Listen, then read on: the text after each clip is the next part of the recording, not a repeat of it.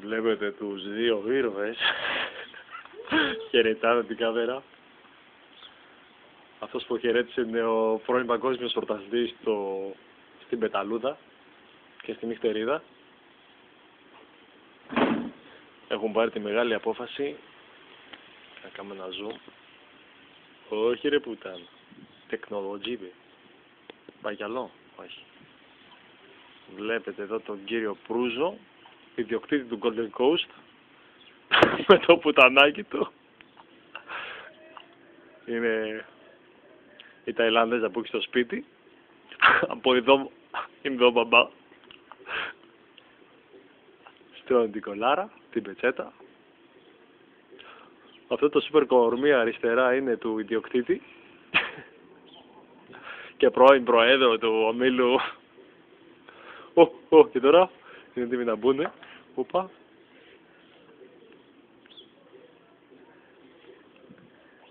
Δεξιά μας βλέπουμε τον Κυπουρό και συντηρητή της πισίνας και σκουπιδιάρι. Πάμε. Πού είναι τα πιτσουνάγια μας.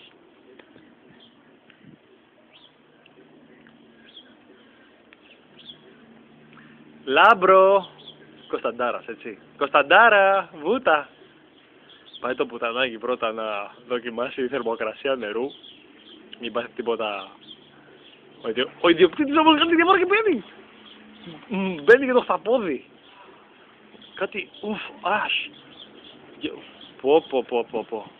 Ο Αφρουδάκης και ο Βλοντάκης δίπλα του. Ξεκινάει σιγά σιγά ένα ζέσταμα και χαλαρά. Πολύ καλή μου.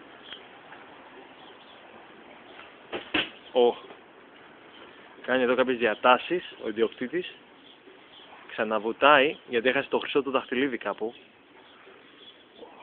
Του φύγε και το Rolex από το χέρι, το επαιτειακό. Και είναι έτοιμος να βγει για ηλιοθεραπεία. Ο καιρός είναι φοβερός, ούτε ένα σύννεφο δεν έχει ο ουρανός, τίποτα. Και δεν φυσάει καθόλου. Τίποτα, όπως βλέπετε φύλλο δεν κουνιέται. Βλέπουμε που γίνεται της πουτάνας, οι καμπάνες όλες γεμάτες με super duper μουνιά. Βλέπετε εδώ πανικός, μουνιά στις ξαπλώστρες. Ο ιδιοκτήτης λέει μην κάτσει σε σκιά στο δούλο. Για κάποιο λόγο κάτι θα ξέρει αυτός παραπάνω. Εδώ τελειώνει η ανταπόκριση από Νέα Μάκρη κάθετος Μαραθώνα. Καλό ή Ανάσταση. Καλό Πάσχα.